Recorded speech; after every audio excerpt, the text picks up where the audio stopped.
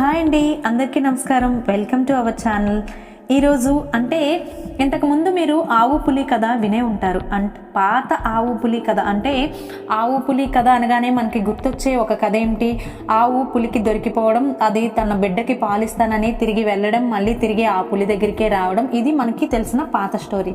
కానీ ఈరోజు నేను మీకు చెప్పబోయే ఆవు పులి కథ ఏమిటంటే చాలా వింతైన, అంటే మన మానవ బాంధవ్యాలకి సంబంధించిన స్టోరీని ఒక చిన్న ఆవు పులి రూపంలో చెప్పడం అనేది జరుగుతుంది. సో వీడియోలోకి వెళ్ళిపోదాం. వీడియోలోకి వెళ్ళే ముందు ఎప్పట్లాగే నాది ఒక చిన్న రిక్వెస్ట్ అండి. నా ఛానల్ని కొత్తగా చూస్తున్నట్టయితే తప్పకుండా సబ్స్క్రైబ్ చేసుకోండి. అలాగే వీడియో నచ్చినట్టయితే లైక్ చేసి మీ ఫ్రెండ్స్ అండ్ ఫ్యామిలీ మెంబర్స్కి తప్పకుండా షేర్ చేయండి. ఇక వీడియోలోకి వెళ్ళిపోదాం. ఒకరోజు ఒక ఆవు అడవిలో గడ్డి మేస్తూ ఉంటుంది.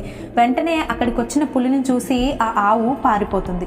పులి బారి నుంచి తప్పించుకోవడానికి ఆ ఆవు ఒక నీళ్లు లేని బాగా బురదగా ఉన్న చిన్న చెరువులో దూకేసింది. ఆ ఆవును తరుముకుంటూ వస్తున్న పులి కూడా అదే వరుసలో ఆ ఆవు దూకిన విధంగానే ఆ బురదగా ఉన్న చెరువులో దూకేస్తుంది. ఆ నీళ్లు లేని బురదతో ఉన్న చెరువులో ఒకదాని మీద ఒకటి పడ్డా ఆ చెరువులో నుండి బయటపడడం వాటి వల్ల కాలేదు. పులి ఆవును చూసి, ఇప్పుడు నీ ఎముకలు పరాపరా నమలేయాలనుంది అని అంటుంది. ఆ పులి ఆవుపైకి పంజా విసరాలని శత విధాలా ప్రయత్నించి విఫలమవుతుంది. ఆ బురదలో నుంచి తప్పించుకోలేక నిస్సహారాయలై అలా ఉండిపోతుంది. అప్పుడు ఆవు పులిని చూసి నవ్వి, నీకు యజమాని ఎవరైనా ఉన్నారా అని అడుగుతుంది. అప్పుడు పులి, ఏం మాట్లాడుతున్నావు? ఈ అడవికే యజమానిని నేను. అయినా నువ్వెందుకు అలా అడుగుతున్నావు? నాకు నేనే కదా యజమానిని అని గర్వంగా గర్జిస్తుంది. అప్పుడు ఆ ఆవు నవ్వి, అడవికి రాజువే కావచ్చు, కానీ ఇప్పుడు నిన్ను నీవు రక్షించుకోలేని స్థితిలో ఉన్నావు కదా అని అంటుంది.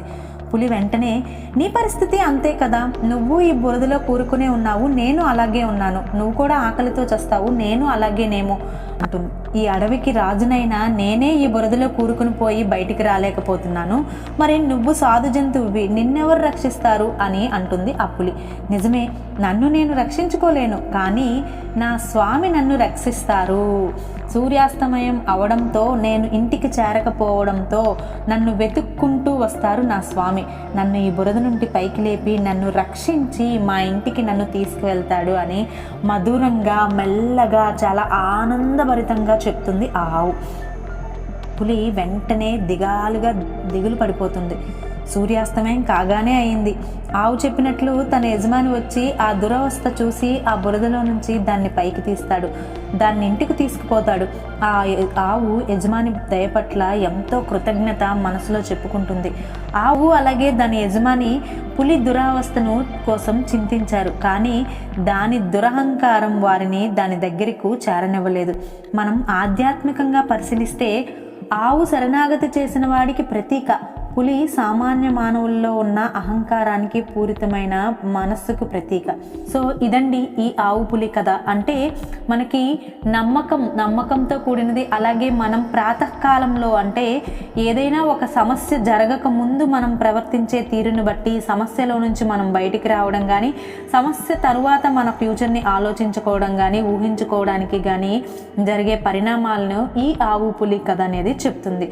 సో మీరు కూడా ఎక్కడైనా మీకు అనుకూలమైనంత మంచినే చేయటానికి ప్రయత్నించండి, అలాగే మంచినే చెప్పడానికి ప్రయత్నించండి. సో ఈ వీడియో మీకు నచ్చిందని అనుకుంటున్నాను. నచ్చినట్టయితే తప్పకుండా లైక్ చేసి మీ ఫ్రెండ్స్ అండ్ ఫ్యామిలీ మెంబర్స్కి షేర్ చేయండి. Thanks for watching. మరో మంచి వీడియోతో మీ ముందుంటాను.